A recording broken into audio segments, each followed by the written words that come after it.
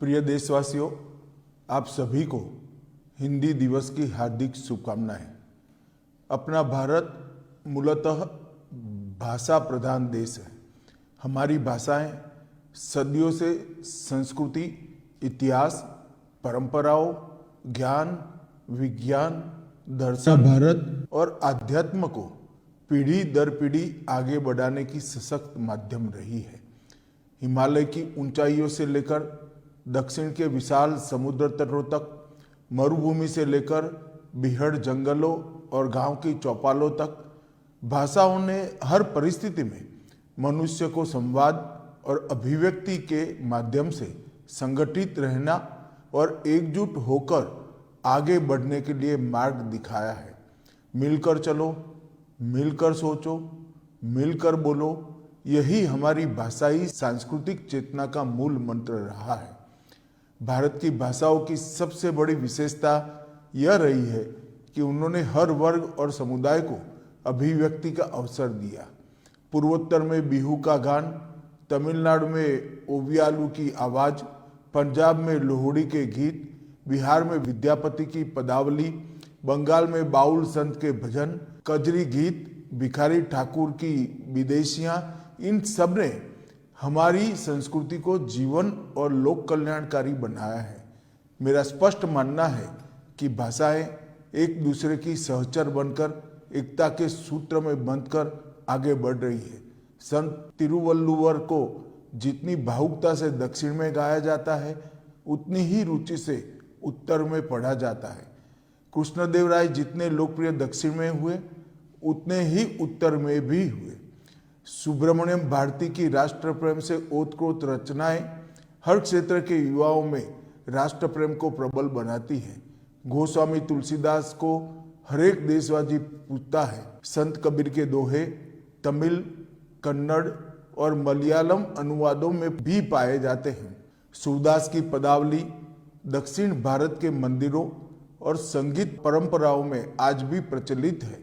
श्रीमंत शंकरदेव, महापुरुष माधवदेव को हर एक वैष्णव जानता है और भूपेन हजारिका को हरियाणा का युवा भी गुनगुनाता है। गुलामी के कठिन दौर में भी भारतीय भाषाएं प्रतिरोध की आवाज़ बनी।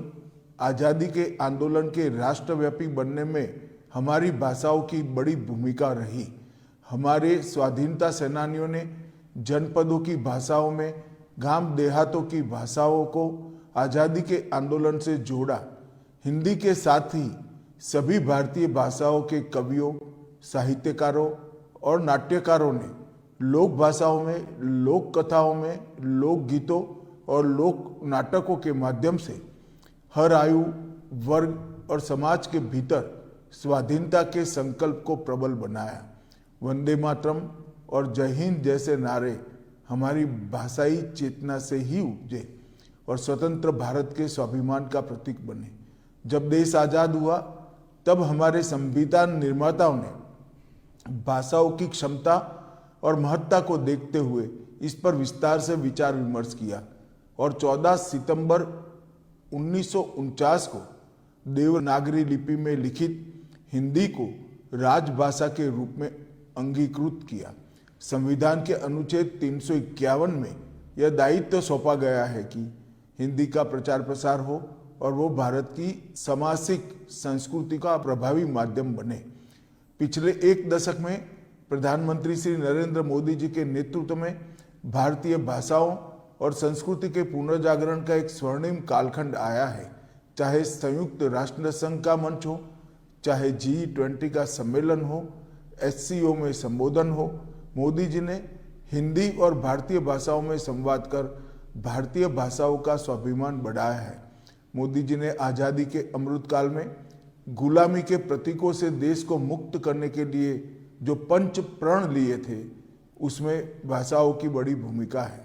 हमें अपनी संवाद और आपसी संपर्क की भाषा के रूप में भारतीय भाषा को अपनाना चाहिए। राजभाषा हिंदी ने 76 गौरवशाली वर्ष पूरे किए हैं। राजभाषा विभाग ने अपनी स्थापना के स्वर्णिम 50 वर्ष पूर्ण कर हिंदी को जन भाषा और जन चेतना की भाषा बनाने का अद्भुत कार्य किया है। 2014 के बाद सरकारी कामकाज में हिंदी के प्रयोग को निरंतर बढ़ावा दिया गया है।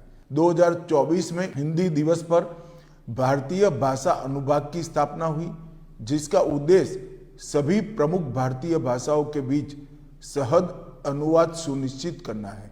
हमारा लक्ष्य यह है कि हिंदी और अन्य भारतीय भाषाएं केवल संवाद का माध्यम न रहकर तकनीक, विज्ञान, न्याय, शिक्षा और प्रशासन की धुरी बने। Digital India, e governance, artificial intelligence और मशीन लर्निंग के इस युग में हम भारतीय भाषाओं को भविष्य के लिए सक्षम, प्रासंगिक और वैश्विक तकनीकी प्रतिस्पर्धा में भारत को अग्रणी बनाने वाली शक्ति के रूप में विकसित कर रहे हैं। मित्रों, भाषा सावन की उस बूंद की तरह जो मन के दुख को और अवसाद को धोकर नई ऊर्जा और जीवन शक्ति देती है। बच्चों की कल्पना से घड़ी गई अनोखी कहानियों से लेकर दादी नानी की लोरियों और किस्सों तक भारतीय भाषाओं ने हमेशा समाज को जिजीविषा और आत्मबल का मंत्र दिया है। मिथिला के कवि विद्यापति जी ने ठीक ही कहा, देसिल बयना सब जन मिठा, अर्थात अपनी भाषा सबसे मधुर होती है। आइए हिंदी दिवस के इस अवसर पर हम हिंदी सहित सभी भारतीय भाषाओं का सम्मान करने और उनको साथ लेकर आत्मनिर्भर, आत्मविश्वासी तथा विकसित भारत की दिशा में आगे बढ़े। आप सभी को एक बार फिर से हिंदी दिवस की हार्दिक शुभकामनाएं। वंदे मातरम।